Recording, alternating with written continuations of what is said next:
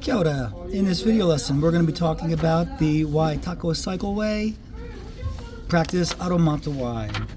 First question, the Taupo Club would like the cycle network to provide the shortest route between Hamilton and Taupo. So, either using Dijkstra's or with a guess and check, we see that the shortest path goes from Hamilton to Cambridge, to Tiro, Tokoroa, down to Taupo, giving a shortest path of 153 kilometers. Okay, that again, shortest path, Hamilton, Cambridge, Tiro, Tokoroa to Taupo. Second question.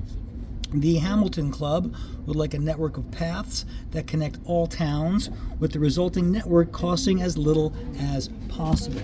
This is going to be a shortest path. So the trick there, when we're sorting that out, because there are 9 nodes in the network, there are going to be 8 arcs in the minimum spanning tree.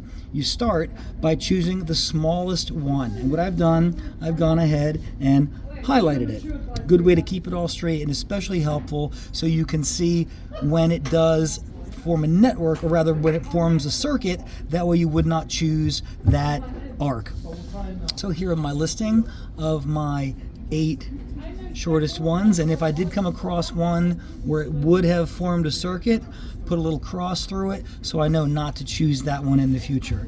And that comes out to 6,230, and since we were told in the instructions in the original question that these construction costs between the towns are in thousands of dollars, that means I would take my 6,230 times it by 1,000, giving $6,230,000 for the Hamilton Club minimum spanning tree.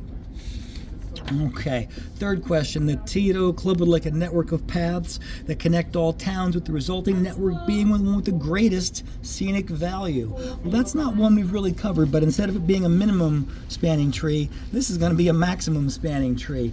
And what we see here, by putting them all together,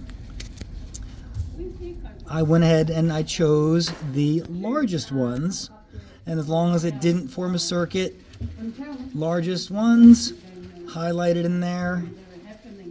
There we can see the ones that were the largest to give the greatest scenic value, giving a scenic value of 67. Keeping in mind you could have chosen the Cambridge to Tiro instead of the Hamilton to Matamata. They both had a scenic value of 6. Neither one would create a circuit, so either one would have been okay to choose.